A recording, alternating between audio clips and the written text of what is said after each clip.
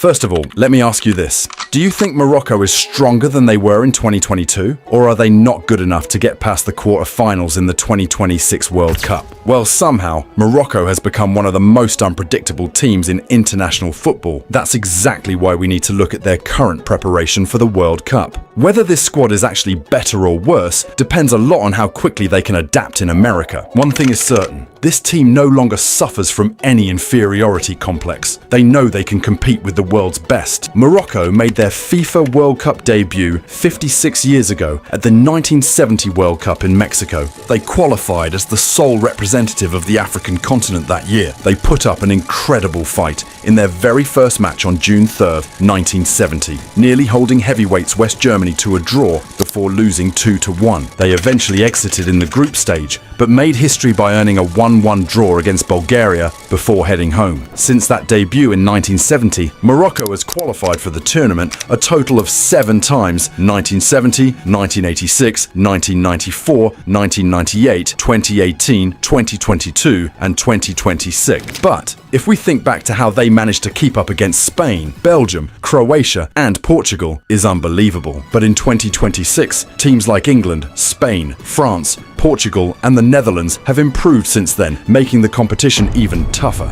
Morocco's biggest psychological barrier is gone, but in 2026, they still sit somewhere in the middle tier of the top contenders. On top of that, the transition to a new coach and the pressure to prove that their 2022 run wasn't just a one-time miracle could weigh heavily on the squad. In short, this Moroccan team may be more talented on paper, but their road to success is much harder. The element of surprise has disappeared, and their potential opponents is far more difficult than what they faced in Qatar. So the real question is, how far can Morocco actually go at the 2026 World Cup? Right now, Morocco have plenty of reasons to feel confident about the 2026 World Cup. Their confidence comes from one thing above all else: results. They topped their African qualifying Group E without losing a match and secured qualification comfortably. FIFA also ranks them 8th in the world, placing them ahead of Croatia and Germany. But Morocco's biggest concern isn't the players and vision, it's the coach. The team is now led by Mohamed Ouabi, who took charge in early 2026 after replacing Walid Regragui. Clearly that decision feels risky. Regragui guided Morocco to a historic World Cup semi-final in 2022, so changing managers only a few months before such a major tournament naturally raises questions. Ouabi is still largely untested at the senior level. Most of his coaching experience came with youth teams, including the youth academy of RSC Anderlecht, as well as Morocco's U20 and U23 sides. He has never managed a professional first team before, which makes some supporters wonder whether he can handle the pressure of a World Cup. The change came after Morocco lost the 2025 AFCON final, creating pressure for a fresh start. However, many fans are still waiting to see whether this gamble will pay off. Tactically, Ouabi is expected to keep many of the strengths that made Morocco successful in recent years. A 4-3-3 formation is likely to be his preferred setup. Morocco remain one of the most dangerous counter-attacking teams in international football. Instead of dominating possession, they focus on winning the ball back and attacking quickly with direct vertical passes. A lot of the attacking threat comes from Achraf Hakimi charging forward down the right flank, while Brahim Díaz provides creativity between the lines. Defensively, the team stays compact and organized, looking to stretch opponents with quick runs into wide areas rather than relying on a traditional target striker. Now, let's take a look at the players who will most likely start in Morocco's 4-3-3 formation. Starting in goal, there is only one obvious choice: Yassine Bounou. The Al Hilal goalkeeper remains Morocco's #1 and one of the most reliable keepers in international football. His experience and leadership make him a huge part of this team. In defense, the biggest star is captain Achraf Hakimi on the right side. His pace and attacking runs are one of Morocco's most dangerous weapons. Every time he pushes forward, he creates space and chances for the players around him. At centre-back, Naya Figuerd and Issa Diop is expected to lead the defence. However, this is currently Morocco's one of the concern. Young defender Chadi Riyad is struggling with a leg injury, while Aguerd has dealt with a few fitness issues during the season. Because of that, several younger defenders are fighting for a starting place and trying to prove they can handle the pressure of a World Cup. On the left side, Noussair Mazraoui is still the favourite when fully fit. His ability to defend and join attacks gives Morocco balance on both flanks. Moving into midfield, Sofiane Amrabat remains the engine of the team. He sits in front of the defense, breaks up attacks, wins duels, and starts counter-attacks. Alongside him, Ismail Saibari and Bilal El Khannouss are expected to provide creativity, energy, and forward passing. One name attracting a lot of attention is Ayyoub Bouaddi. The talented 18-year-old midfielder chose Morocco over France and is considered one of the country's brightest young prospects. Many believe he could become one of the surprise players of the tournament if selected. Then comes the attack. On the right wing, Brahim Díaz is likely to be Morocco's main creator. While Hakimi stretches the field with overlapping runs, Díaz prefers moving inside, finding pockets of space and creating chances for teammates. On the left wing, Abde Ezzalzouli offers speed, dribbling, and unpredictability. Veteran Sofiane Boufal is also fighting for a place thanks to his experience in major tournaments. And leading the line will most likely be Ayyoub El Kaabi. The striker has been in outstanding form over the last year, scoring goals consistently for both club and country. Because of that, many expect him to start ahead of Youssef En-Nesyri when the World Cup begins. But Morocco still have a few questions to answer before the tournament starts. The fitness of Chadi Riyad remains uncertain, and the coaching staff are also looking for more creativity against defensive teams that sit deep and refuse to attack. The good news for Moroccan fans is that the squad has a strong mix of experience and young talent. The bad news is that several important decisions still need to be made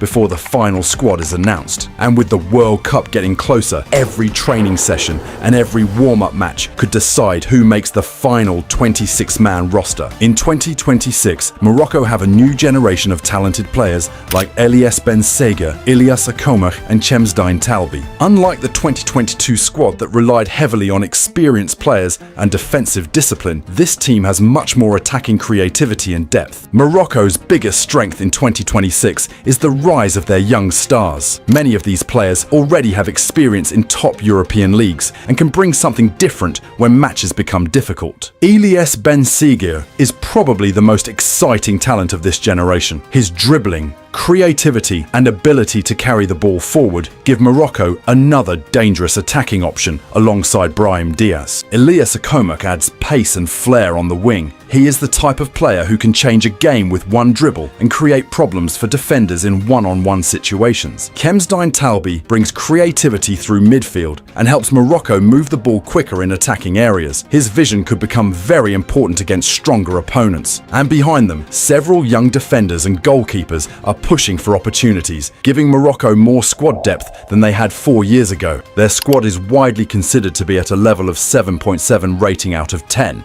Another good news is many Moroccan players are already used to playing in hot conditions during international tournaments and qualifiers. That experience could become useful in cities where temperatures and humidity are high. Just as important is the team's strong unity. Morocco showed in 2022 how close the players were on and off the pitch, and that togetherness remains one of their biggest strengths. In a long tournament, team chemistry can be as important as tactics. Another advantage for Morocco is their mix of European football education and North African flair. Players such as Achraf Hakimi and Brahim Díaz developed in some of Europe's best academies, bringing tactical discipline and experience from the highest level of football. At the same time, Morocco still keeps the creativity, dribbling ability, and unpredictability that have always been part of their football culture. That combination makes them a difficult team to prepare for. Mohamed Ouabi already knows many of these young players from the youth national teams. Because of that, Morocco doesn't need years to adapt to a new system. The younger players understand his ideas, while experienced leaders like Hakimi and Ayyoub El Kaabi provide guidance. That balance between youth and experience could make Morocco even stronger than many people expect heading into the 2026 World Cup.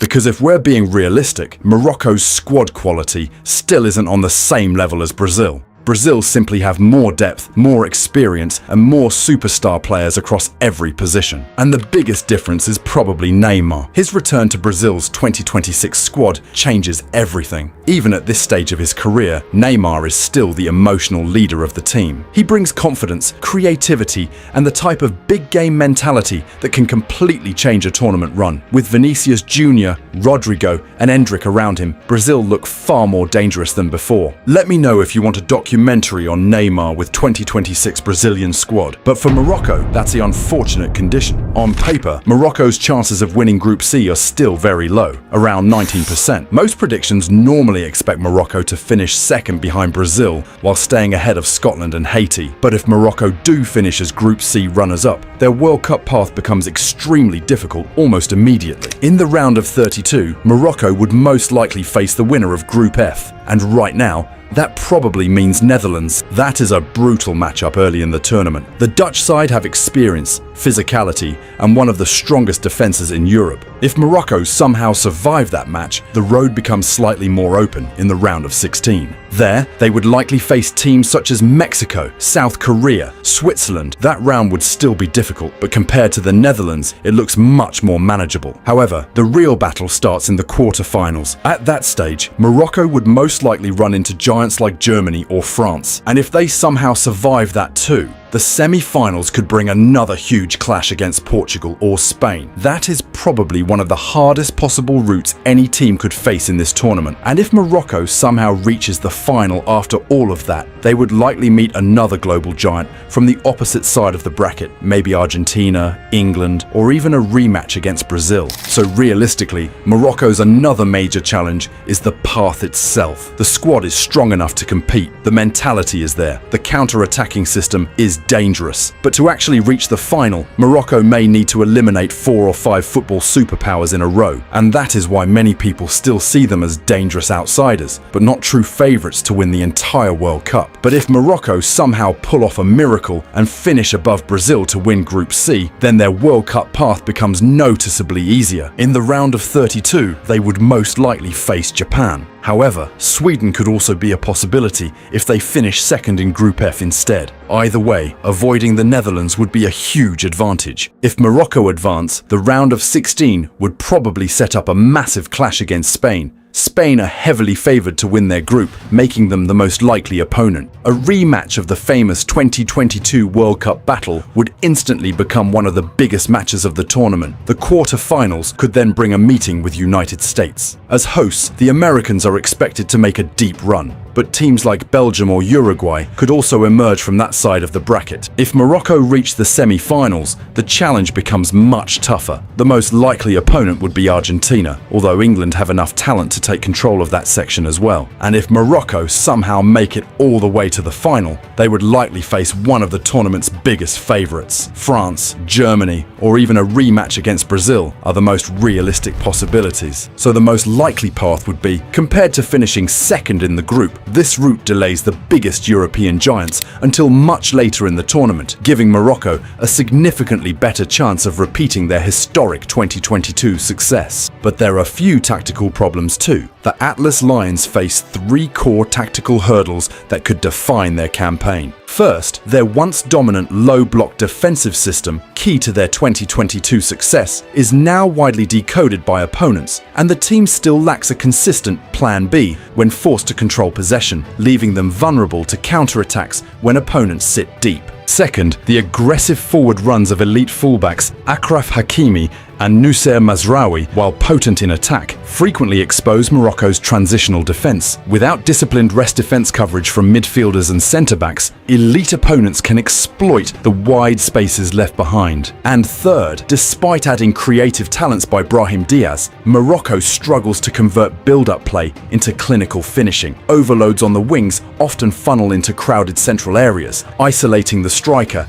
and reducing goal-scoring efficiency against organised defences.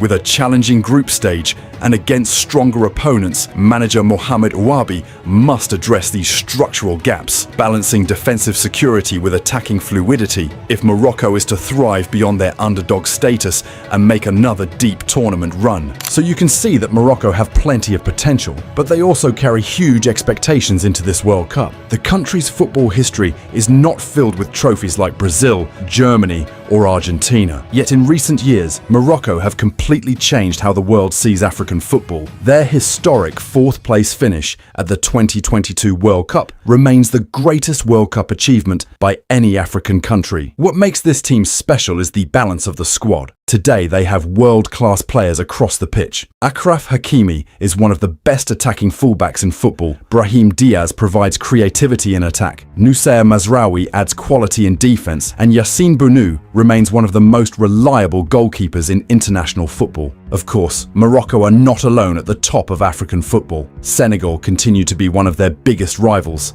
after defeating Morocco in the 2025 AFCON final. But when it comes to squad depth, consistency, FIFA ranking, and performances on the world stage, Morocco still have a strong case for being Africa's #1 team. They are Africa Cup of Nations two-time champions in 1976 and 2025. Also, they won FIFA Arab Cup two-time and African Nations Championship three-time champions. So, in 2026, the surprise factor is gone. Opponents know how dangerous they are. Expectations are higher than ever. And for the first time, Morocco won't enter the World Cup as underdogs. They'll enter as genuine contenders. Personally, I wouldn't be surprised if the reach again semi-final, but winning the World Cup's still far away, around only 1% chance, but they are improving to be a giant. Whether they fall short, reach another semi-final, or create an even bigger miracle, one thing is certain. Morocco are no longer chasing history. They're trying to make even more of it. So what do you think how far they will go?